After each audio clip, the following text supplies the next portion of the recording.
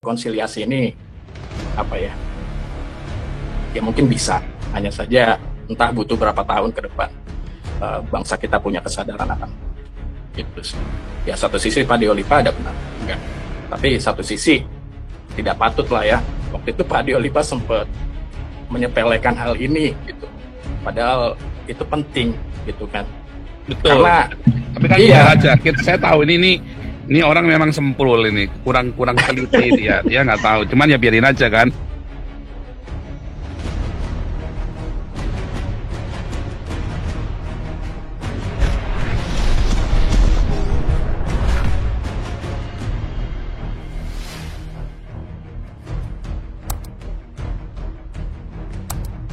Oke, lanjut dulu ilmuwan lokal. Gak apa-apa debat badut, standby aja. Ya, ilmuwan lokal. ya Shalom Pak Paul dan Shalom. ya kalau bagi saya perdebatan itu baik ya. Mungkin banyak dari orang-orang yang ingin hanya karena tidak ingin bersinggungan sehingga menghindari debat gitu. Ya tergantung yang berdebat ini anak kecil atau manusia dewasa ya. Kalau manusia dewasa itu berdebat ya hasilnya pasti positif dan kemajuan. Berdebat itu penting gitu loh. Untuk sesuatu yang terutama yang masih belum kita pahami. Contoh, apakah di satu sisi ada kubu yang setuju di Mars nggak ada kehidupan gitu, atau satu sisi di Mars itu ada kehidupan dan lain sebagainya gitu loh. Janganlah sama seperti Islam yang takut berdebat. Karena kenapa? Kalau orang Islam berdebat itu pasti misu-misu ya, musuhan, berantem, dan bisa terjadi sampai ke saling membunuh gitu loh. Ya kan? Dan banyak contohnya berdebat antara Islam Sunni maupun Islam Syiah gitu kan. Itu kan mereka sampai gontok-gontokan dan banyak kasusnya pembunuhan juga gitu loh. Nah, jadi berdebat itu bagi saya baik. Tanpa perdebatan antara Jung dan Sigmund Freud tidak akan lahir yang namanya Neo-Freudian gitu loh. Yang membuka pandangan baru bagi masyarakat tentang psikologi atau psikoanalisa. Dan ilmuwan-ilmuwan lainnya pun juga pasti berdebat sesama ilmuwan lain, maupun juga tentang kekristenan ya. Kristen mana nih versinya Pak Paul atau versinya misalkan pendeta lain yang terbaik, kan itu bisa diperdebatkan. Nah nanti hasilnya audiens yang tinggal menilai mana yang lebih masuk akal gitu loh, menurut sudut pandang audiens gitu. Jadi berdebat itu kita jangan takut ya, apalagi kita punya dasar gitu, ungkapkan aja. Ya kalau salah akui salah, kalau memang tujuan kita adalah berdebat untuk mencari kebenaran, bukan untuk mempertahankan pendapat atau status quo kita yang lama gitu loh. Jadi bagi saya perdebatan itu baik ya. Jadi nggak perlu alergi lah dengan yang namanya berdebat gitu.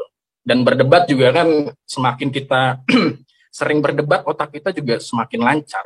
Karena semakin kita mengingat-ingat sesuatu yang lama gitu, dan akhirnya bisa muncul kembali gitu karena ada sesuatu yang diperdebatkan gitu. Nah tadi sebetulnya banyak sih yang pengen saya singgung, terutama tentang Diolipa juga gitu kan. Boleh. Ya, tapi saya mulai dari agama dulu ya, karena kita selalu ngomongin tentang agama. Ada dua hal yang bagi saya, kalau terutama di negara berkembang, ya, itu ada dua hal yang paling gampang dan paling banyak dibicarakan. Yang pertama adalah tentang seksual, ya. Yang kedua adalah tentang agama. Itu nggak jauh beda. Mau samperin di forum-forum Kaskus apa segala macam ya, YouTube itu pasti ya, kalau nggak tentang seksual pemersatu bangsa ya, kalau nggak tentang agama gitu loh. Lah apa sih agama ini sebetulnya? Dengan berasal dari bahasa Sanskerta, tidak gama kacau gitu kan. Jadi apapun sesuatu yang membuat kita berhenti melakukan kemungkaran atau kekacauan, kita sedang beragama. Saya di sini, di Zoom ini, mendengarkan ceramah Pak Paul atau pendapat Pak Paul, dan saya tidak menjadi orang yang kacau lagi, saya sedang beragama. Saya sedang menganut Paulism, gitu loh. Ya. Jadi agama sebetulnya itu baik, gitu loh. Nah, agama juga terbagi menjadi dua, kan? Yaitu substantif dan juga institutif. Ya, substantif, hubungan kita sama saya dengan Pak Paul, ya, atau yang lain dengan Tuhannya. Sebagaimana Emil Durkheim, sesuatu tidak disebut dengan agama kalau di situ tidak ada atribut-atribut penyembahan ya atau rumah ibadah, itu belum bisa kalau menurut Emil Durkheim gitu loh. Nah, yang dimaksud institutifnya adalah ya sama ya, pergi ke masjid, ke gereja, menyembah, ada simbol salib, ada simbol bulan bintang ya, itu yang institutif. Kalau substantifnya hubungan kita sama Tuhan. Kalau dalam Islam itu hablum minallah. Tapi kalau misalkan yang institutifnya, ya, yaitu berbuat baik kepada sesama itu, gitu loh. Nah, jadi sebetulnya pada awalnya agama itu baik, ya, bagus. Hanya saja ada suatu agama yang dimana ini sikapnya norak, ya, membela agama dengan membunuh, ya, mengatain agama lain, ya, sehingga yang tadinya orang rela secara sukarela dan mungkin bangga juga dengan label agama seperti agama Kristen, Buddha dan lainnya, ini jadi males pakai atribut agama atau simbol agama atau diatasnamakan sebagai orang yang beragama. Lalu bertransformlah mereka, udahlah saya jadi pengikut Kristus saja, saya nggak mau ada embel-embel agama. Meskipun sebetulnya mereka beragama, agama Kristen gitu. Itu oke kalau misalnya Pak Paul nggak setuju tentang hal ini gitu, karena sudah dan teman-teman juga, adalah saya pengikut Kristus, saya tidak beragama. Meskipun sebetulnya bagi saya beragama juga. Hanya saja tadi, citra agama sudah dibuat jelek oleh mereka yang demo, ya, yang merusuh, tapi bawa nama agama. Nah, itu yang bikin jelek sebetulnya, gitu loh. Meskipun padahal agama itu bagus, gitu.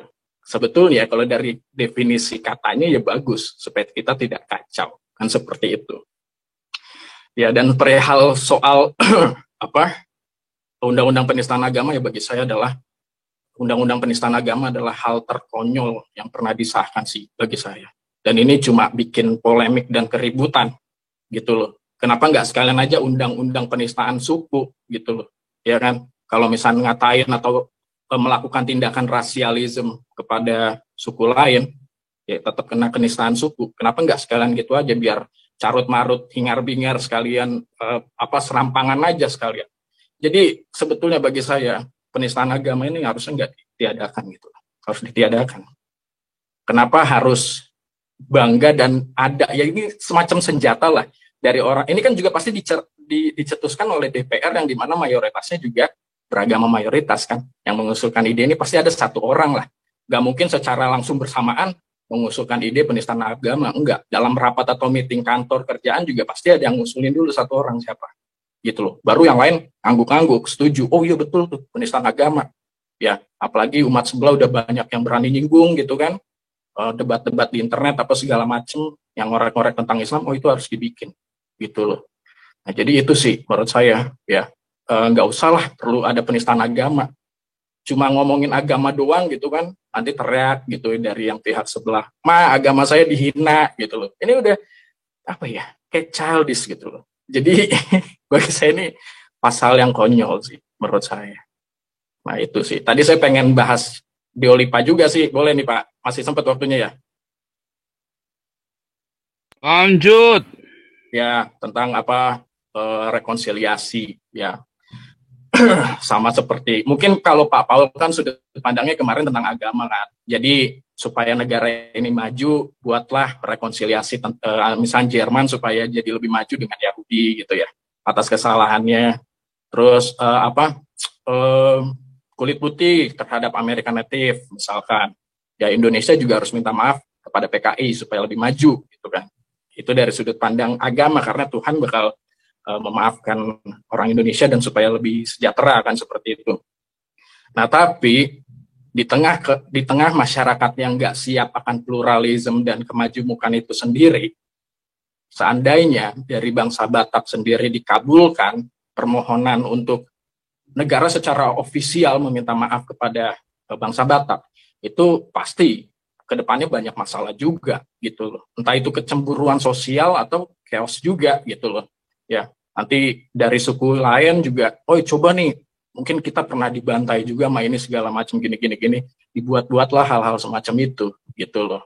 Ya, karena ya sulit ya. Kita selalu menggaung-gaungan pluralisme gitu, kemajemukan, Bhinneka Tunggal Ika, padahal kita itu sendiri nggak siap ya. Ya buktinya apa? Ya pembakaran gereja, saling singgung sana sini, ngomongin suku gitu, ngata-ngatain suku, belum lagi ditambah ada stereotip suku A dari suku B gitu kan, suku A itu pelit apa segala macam, yang negatif-negatif lah. Jadi bagi saya rekonsiliasi ini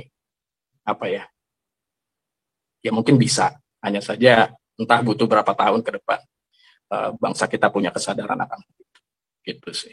Ya satu sisi Pak Deolipa ada benar juga, tapi satu sisi tidak patut lah ya. Waktu itu Pak Deolipa sempat menyepelekan hal ini gitu. Padahal itu penting gitu kan. Betul. Karena tapi kan iya, aja. Saya tahu ini orang memang semprul ini, kurang teliti dia nggak tahu. Cuman ya biarin aja kan. Ini kan mereka kan sama-sama punya ini kan. Dia merasa sudah ya udah saya nggak mau ngajarin dia juga. Dia merasa lawyer merasa ini ya biarin aja. Cuman ya sekarang intinya ya, kan sebenarnya sayang sekali dia melewatkan beberapa poin penting ya kan. Cuman ya biarin aja kalau dia merasa sudah mampu segala macam. Makanya kan kemarin saya pastikan lagi. Ntar damai ujungnya, enggak pasti masuk sel dia bilang ya.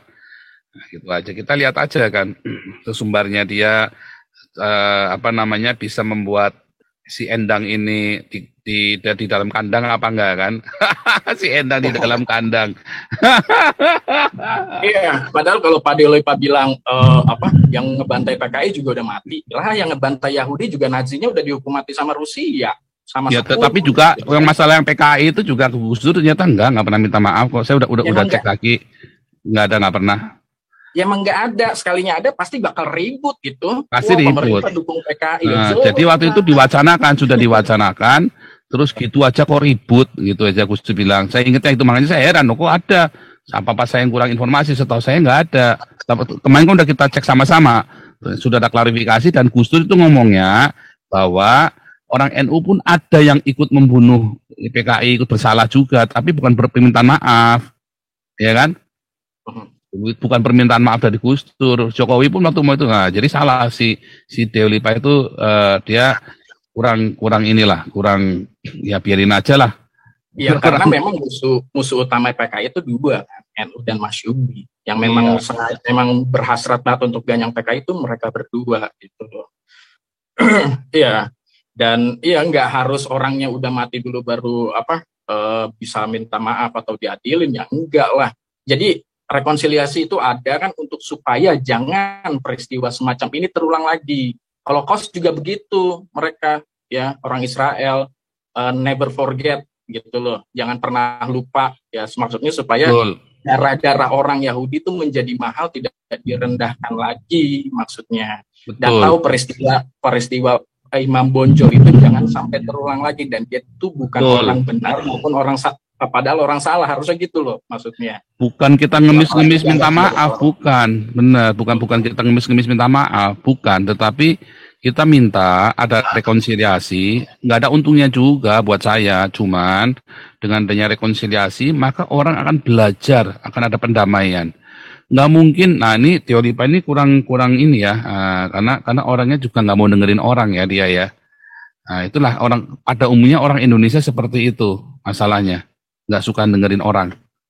Nah jadi sulit sekali untuk maju Indonesia itu. Kupingnya itu kayak ditutup ya, orang-orang yang mau maju akhirnya dia memilih pergi dari Indonesia kan, akhirnya memilih pergi. Nah ini contohnya di USA ini nih, orang-orang yang mau maju kalau tetap di Indonesia akhirnya dia ke bawah kayak kepiting itu loh. Kepiting kalau mau keluar dari kandang itu begitu yang mau naik kan tarik lagi ke bawah kan, kalau mau keluar dari baskom itu kan, sama kepiting lainnya itu kan, setiap mau naik ditarik lagi sama temennya. Ya kan, memang begitu. Nah jadi ada orang-orang yang pinter-pinter ini akhirnya apa? Ya ditarik ke bawah lagi, merosot lagi, mau keluar harus keluar sekalian dari Indonesia, dan kalau mau ya dia cuma minterin buat diri sendiri saja.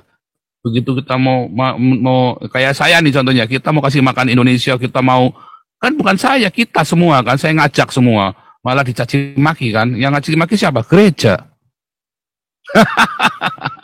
Iya kan, yang mencaci maki saya kan malah gereja kan. Nah, kan lucu kan, dulu saya penginjilan, siapa yang mencaci maki waktu saya penginjilan SMP SMA itu? Gereja. Waktu sekarang kita kasih makan, siapa yang mencaci maki? Gereja. Iya kan, kalau orang Islam banyak itu nggak usah ditanya, nggak usah heran kalau orang Islam mencaci, memang sudah banyak. Tapi kalau gereja ikut mencaci maki, ya kan, nah sementara orang kayak Anies malah dipuji-puji sama gereja, sama Gilbert, sama GPDI. Ini kan gereja compong kan ini kan. Gereja laknatullah ini kan. Gereja GPDI sama gerejanya Gilbert ini kan laknatullah semua ini kan. Nah, itu sepele kan. Sepele. Gereja yang ngaku orang beragama, yang ngaku katanya dipenuhi roh wedus itu tadi kan. Andi USA. Nanti lanjut lagi, standby aja ilmuwan lokal.